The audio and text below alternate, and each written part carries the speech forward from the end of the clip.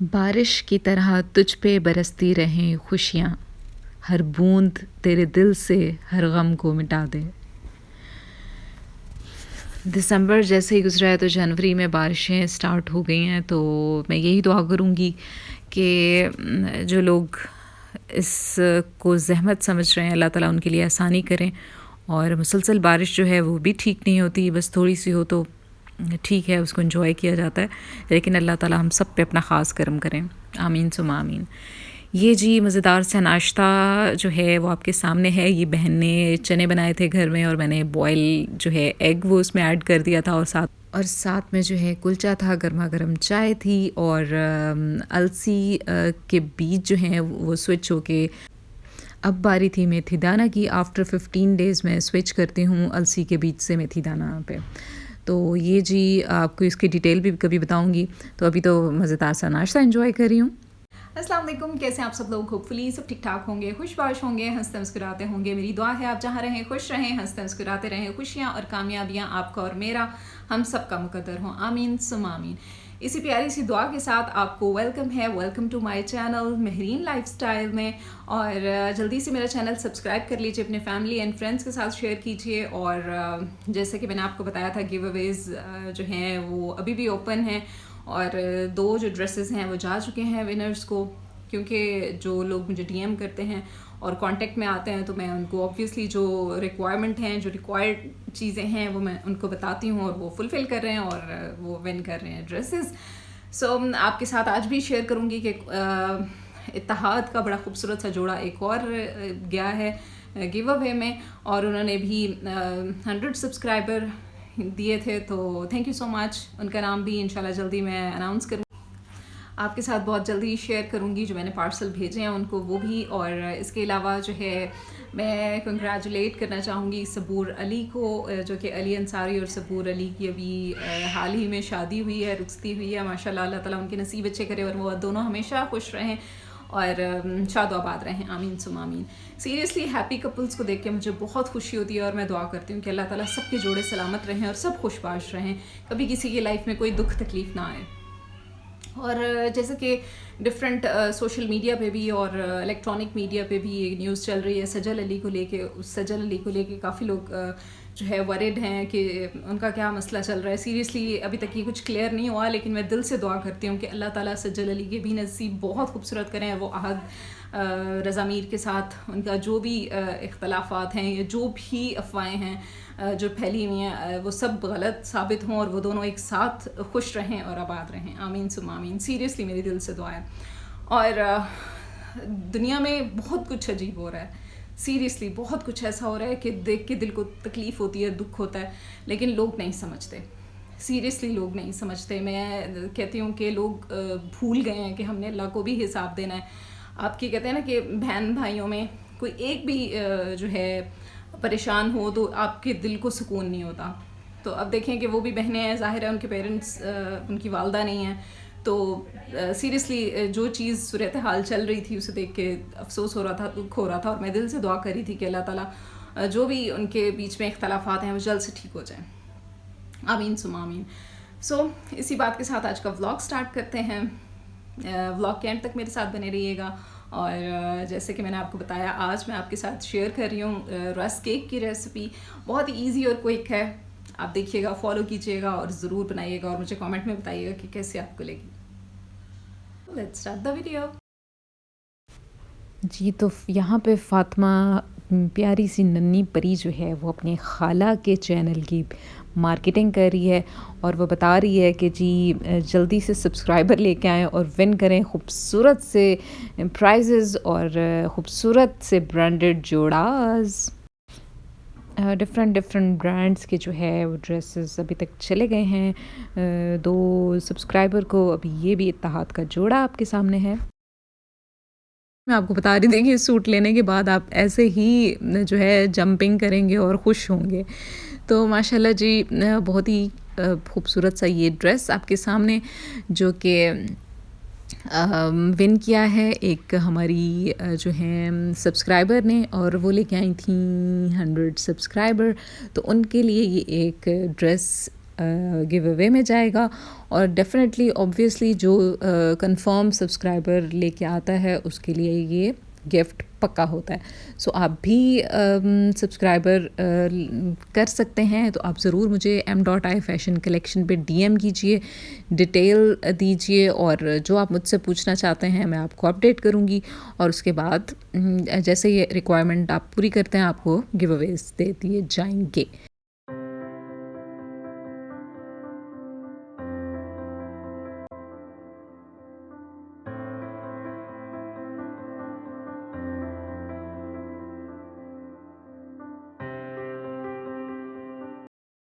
यहाँ पे जी मैं घर पे ही आपको पाउडर शुगर बनाने का तरीका बता रही हूँ। आप चीनी का एक पैकेट ले लीजिए और उसको इस तरह के ग्राइंडर जो मशीन है उसका जो ये छोटा सा एक जार मिलता है, हर ग्राइंडर मशीन के साथ आप उसमें चीनी पाउडर बना सकते हैं। आप उसमें जो भुने हुए चने हैं उसको पाउडर बना सकते हैं। ड्राई फ्रूट्स जो भी हैं वो आप उसको पाउडर फॉर्म में बना सकते हैं इस छोटी सी डब्बी में।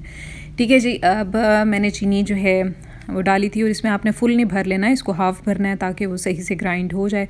और मैंने जी एक पैकेट उठाया था और उसको थोड़ा थोड़ा करके, मतलब ज़्यादा भरा नहीं था, ऑलमोस्ट आधे से थोड़ा सा ऊपर होगा, और फिर इसको ग्राइंड करती गई। और ये तो इसकी फ़ायदा ये भी है कि ये आपको ज़रा सस्ता पड़ जाता है, बजाय इसके कि आप मार्केट से पाउडर शुगर लें, आइसिंग शुगर जिसको बोलते हैं, वो जो है बहुत मतलब 125 का एक पैकेट आता है और उसमें बहुत ही कम क्वांटिटी होती है। क्योंकि मैंने एक जार रखा हुआ है लिप्टन का, जो उसमें टी होती है, लिप्टन टी, उस जार में मैंने मेजरमेंट रखी हुई थी, तो वो बिल्कुल थोड़ा सा उसमें आता है। तो ये जब मैंने घर की जो चीनी का एक पैकेट 1 kg वाला ग्राइंड किया था, तो वो उससे जो लिप्टन टी का जो जार है येलो कलर का, उसका कवर होता है ऊपर से, तो वो जो था फुल हो गया था। मतलब पूरा पैकेट भी नहीं लगा और वो जार भी फुल हो गया।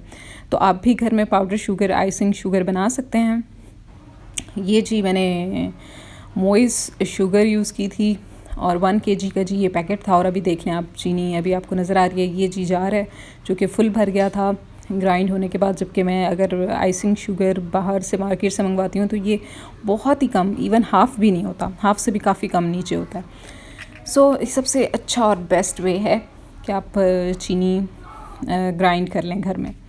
तो ये जी आज केकरी बाय महरीन में बन रहे हैं रस्क केक। और रस्क केक में जो है ये आपको इंग्रेडिएंट्स नज़र आ रही हैं। आपको 5 अंडों का फार्मूला बता रही हूँ। 5 अंडे आपने ले लेने हैं और प्रिपरेशन आप ऐसे अपनी कर लें ताकि आप जब नोट डाउन भी करेंगे और इस तरह से वीडियो में देखेंगे भी सही, तो आपके लिए बहुत इजी हो जाएगा।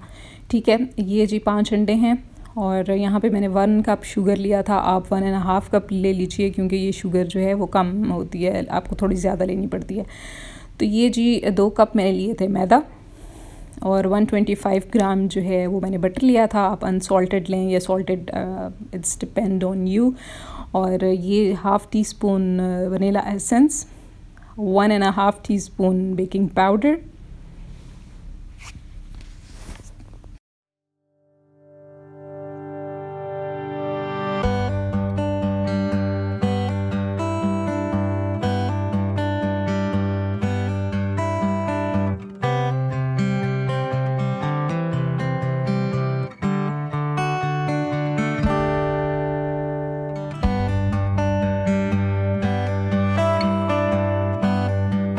जी। तो ये इंग्रेडिएंट्स जो हैं वो आप अपने जल्दी से कॉपी पेन लें और उस पर नोट कर लें, जो कि मैं पहले बता चुकी हूँ। 5 अंडे आपने लेने हैं, 1.5 कप शुगर लेना है और 2 कप्स आपने लेने हैं मैदा, और 125 ग्राम आपको चाहिए होगा बटर, और half teaspoon vanilla essence, और 1.5 टीस्पून बेकिंग पाउडर। यहाँ पे जी मैं अंडे जो है वो तोड़ रही हूँ और एक एक अंडा करके मैंने बाउल में निकाल लिया था। आप भी ऐसे ही कीजिए और रेसिपी को सही से फॉलो कीजिए। और कोई भी चीज़ जब भी आप बनाते हैं और वो अगर ठीक नहीं बनती तो आपने बिल्कुल जो है डिसहार्ट नहीं होना।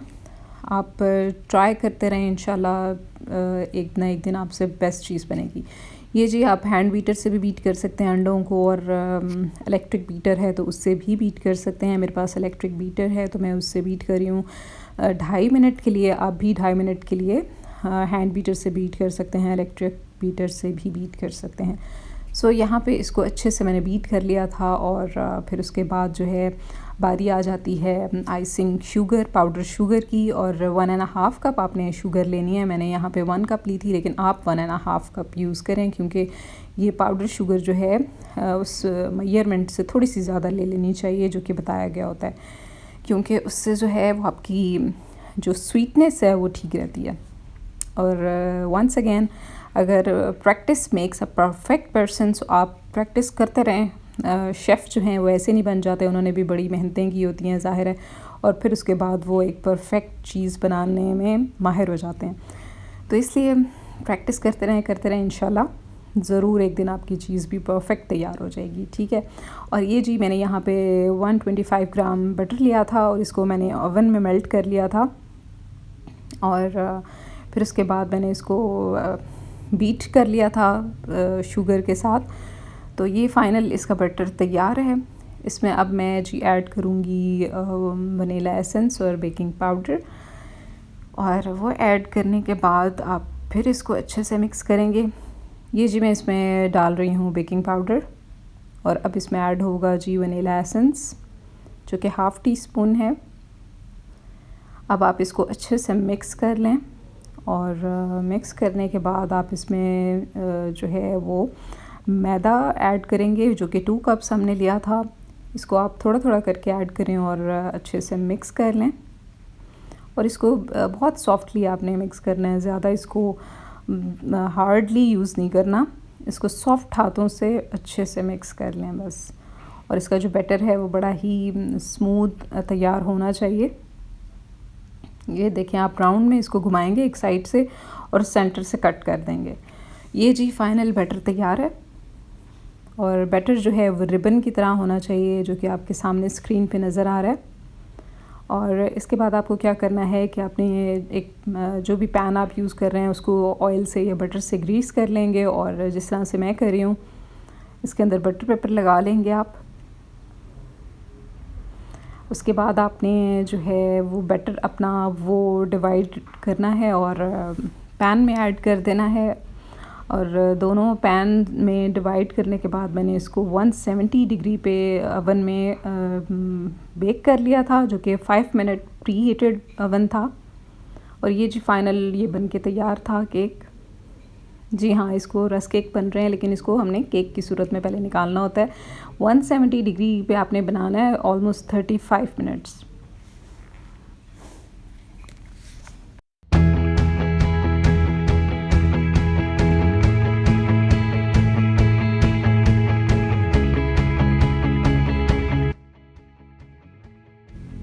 जी, तो यहाँ पे आपने बहुत ही आराम से और प्यार से इसका बटर पेपर उतार लेना है ताकि जो केक है वो टूटे नहीं। और इसके बाद हम इसके स्लाइसेस करेंगे, इसको शेप देंगे रस केक की। तो आप जो है वीडियो को एंड तक देखिएगा, और इसकी डिटेल जानने के लिए कि हमने बाकायदा जो है इसको खूबसूरत शेप देने के बाद रस केक कैसे तैयार किए। सो ये जी फाइनल देख लें आप लुक इसकी। जो इसके थोड़ा सा ऊपर जो केक आ गया है, ऑब्वियसली जब वो बेक होता है तो ये बेकिंग सोडा इसमें बेकिंग पाउडर डलता है, तो बेकिंग पाउडर की वजह से केक फूलता है, और तो फिर ये थोड़ा सा ऊपर आ जाता है। अगर आपने केक इस तरह से देना है या यूज़ करना है, खाना है घर में, तो ऑब्वियसली इस तरह से रहने दें। अदरवाइज़ अगर आपने रस केक बनाने हैं तो ये आप ऊपर से एक्स्ट्रा पीस काट देंगे और इसको शेप देंगे रस केक की। तो ये जो इसका जो ऊपर का हिस्सा था वो मैंने काट लिया था उसको इवन करने के लिए, ताकि मैं इसको रस केक की शेप दे सकूं।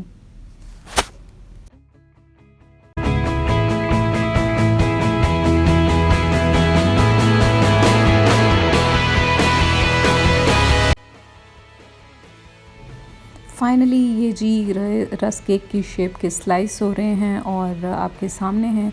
इसको अभी मैं प्रॉपर जो है वो ट्रे में सीक्वेंस वाइज सेट करके रखूँगी। आप कोई भी बेकिंग ट्रे ले सकते हैं। मेरे पास स्विस रोल की ट्रे थी, मैंने उसमें ये 1 बाय 1 स्टेप बाय स्टेप एक साथ रख दिए थे, और फिर उसके बाद मैंने इसको 15 मिनट्स के लिए बेक किया था गैप से, क्योंकि एक साइड, हालांकि मेरा जो ओवन है वो बोथ साइड पे सेट हुआ हुआ है, लेकिन मैंने फिर भी इनको दोनों साइड से 15 मिनट्स दिए थे कि ये सही से क्रिस्प हो जाएं। तो ये जी जो बेकिंग ट्रे है इसमें मैंने सेट करके रख दिया है रस्क केक, और अब मैं इसको 15 मिनट्स के लिए वन साइड के लिए रख दूँगी, और उसके बाद आफ्टर 15 मिनट्स इसकी साइड्स चेंज करूँगी ताकि ये दोनों तरफ से प्रॉपर कलर्ड हो जाएं, लाइक गोल्डन ब्राउन कलर जो कि रस्क केक का होता है। और ये जी अभी से ही बहुत ही प्यारे लग रहे थे, लेकिन जब रेडी हुए थे तब इनका प्रॉपर ख़ूबसूरत सा कलर जो रस्क केक का होता है वो हो गया था, और टेस्ट भी बहुत ही यमी था। और ये जी ऑर्डर था जो कि मेरी फ्रेंड को डिलीवर होना था, और उनके लिए ये मैं बना रही थी।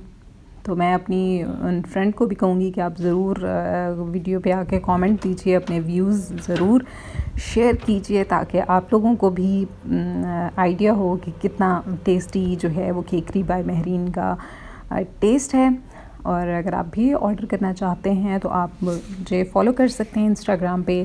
इंस्टा आईडी है मेरी केकरी बाय महरीन के नाम से, kekri.by.महरीन के नाम से आप फॉलो करें और उस पर ऑर्डर कर सकते हैं जी।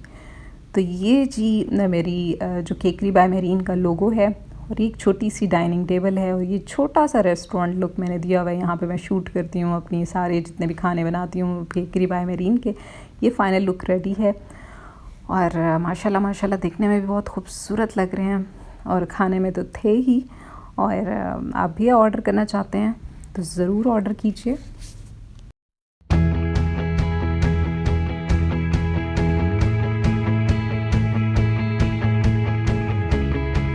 ये जी केक भी ऑर्डर का था जो कि रेडी हो रहा था, इसकी भी रेसिपी इंशाल्लाह मैं जल्दी आपके साथ शेयर करूँगी।